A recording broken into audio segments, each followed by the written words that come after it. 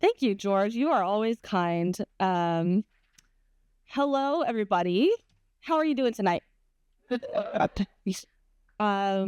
We are so excited to be here tonight, and this room is so beautiful. Give yourselves a round of applause. You're being good looking. So I get the honor to talk about the work that More Equitable Democracy is doing to try to live up to the dream and legacy of Lani Guinier. And so I'm going to talk to you about the Electoral Justice Initiative, which many of you in this room are deeply familiar with, and some of you are learning for the first time. The Electoral Justice Initiative is MED's program to build capacity for power building organizations all over the U.S. who want to move forward proportional representation. It is about building the movement, and it is about building power. In the early days of More Equitable Democracy, which was actually only 6 years ago, we were little fish in an electoral reform community, and it seemed like no one was talking about proportional representation, and they weren't talking about proportional representation from the racial justice lens. We don't want proportional representation for the sake of good governance and democracy, although those things are really critical. We want proportional representation as a vehicle for liberation and self-determination for our people. Let's do it. We want to agitate the reformers who are not usually thinking about racial justice to think about racial justice. And we hope to build a movement within the racial justice movement who is talking about proportional representation and electoral reform.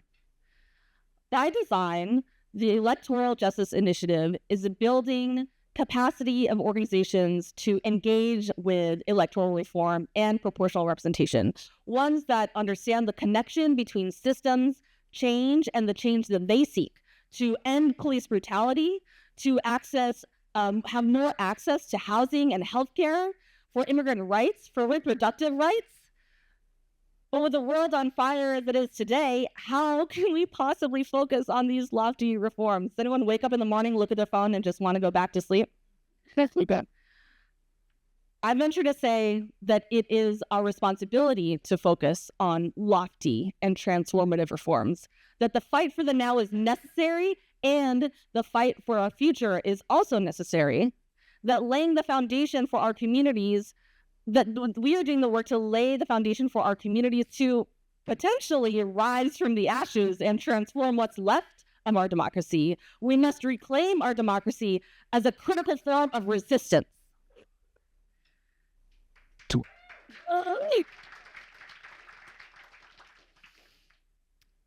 It's true now, but it also was true before. Even with a more friendly administration, what was truly changing for our communities? Police are still not being held accountable. Protections for reproductive rights remain enshrined. There's still rapid growth of incarceration and profiting off of incarceration. There's been a complete lack of courage on securing a path for citizenship, and in fact, an increase on border militarization. But engaging in this work for electoral reform takes time. We need to boost our capacity for communities to even think about it, to get out of the weeds of the day-to-day and think about have time and capacity to think about the systemic changes and make plans. Building community buy-in takes time. So we launched the Electoral Justice Initiative and the cohorts.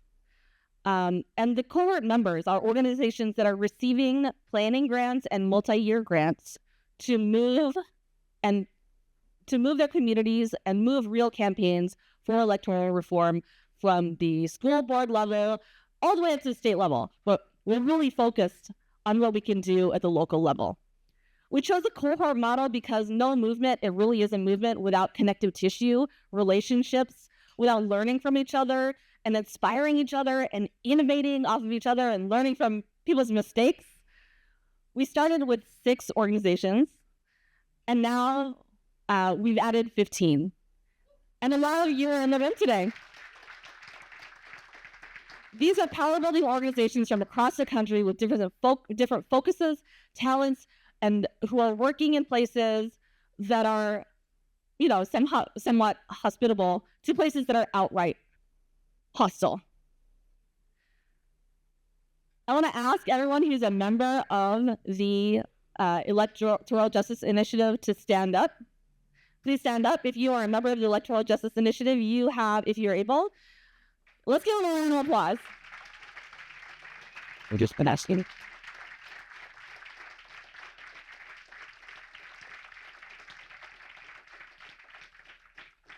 We are working in partnership with these organizations, providing multi-year grants, technical assistance, and other resources to enable them to do what they do best, organize. And we look at Portland and everything that was accomplished here, and we look at our cohort members, and we see a beautiful future. So we will refer to them as dragons and serpents, because after the year in the Chinese horoscope in the Lunar New Year where their cohort was started. So dragons started in 2024, serpents started in 2025. I just want to shout you out. You are the movement builders. Look for them with their name tags. They have a little ribbon that says dragon and serpent. Shake their hands. We are honored to be building something with you.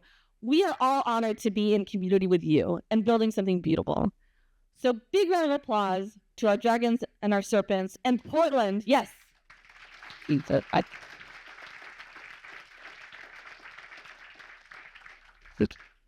And Portland, you are our inspiration. We cannot wait to learn right now about everything you've done and take what you learn and take it to the next level and take it around the country and kick some ass.